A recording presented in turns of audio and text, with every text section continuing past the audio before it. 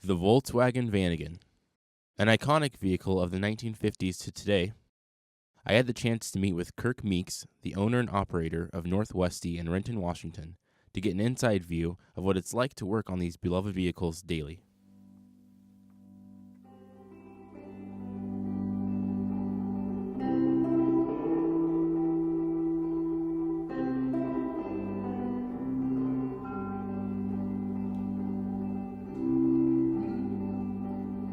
Bought my first Volkswagen when I was 14, which is 1986. It was a 68 Beetle. Shortly after that, I bought my first bus, which was a 1966 split window bus.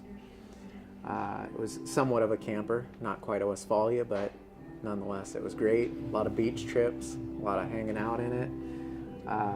Bought my first Vanagon Westfalia in 98. And after getting stuck in a friend's yard, and another friend with a Syncro Westie pulled me out, decided at that point that I had to do what it took to build a Syncro Westie. So I bought a wrecked 87 Syncro, and 2 weeks later I was driving a 83.5 Syncro Westie.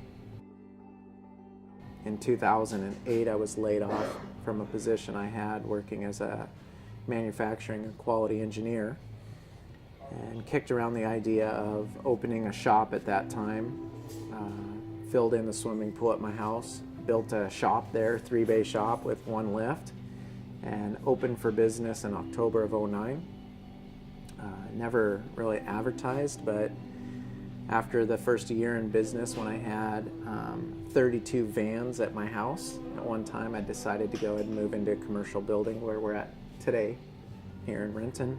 And from day one, it was nonstop.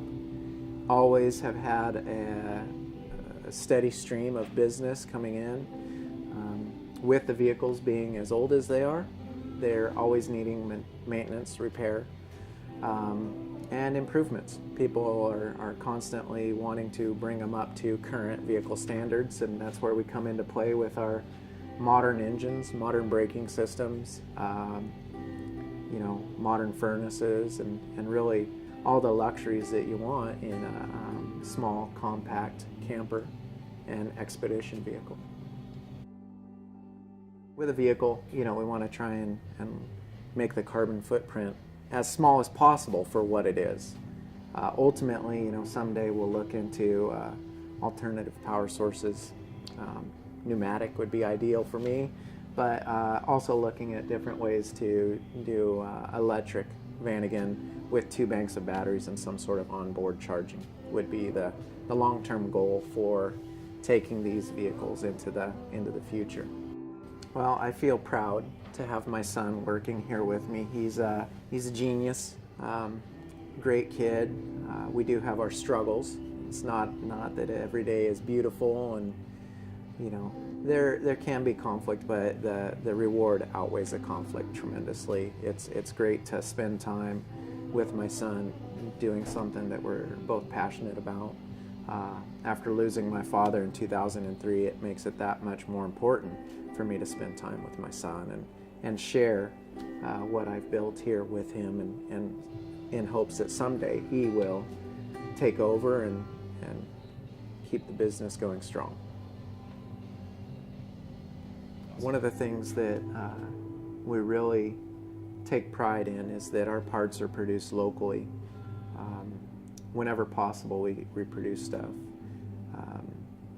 from design to manufacturing to finished product as close as possible to cut down on, again, the carbon footprint, because right now, globally, what we're seeing is the world, the planet, is definitely having some issues with the human element and the pollution and global climate change.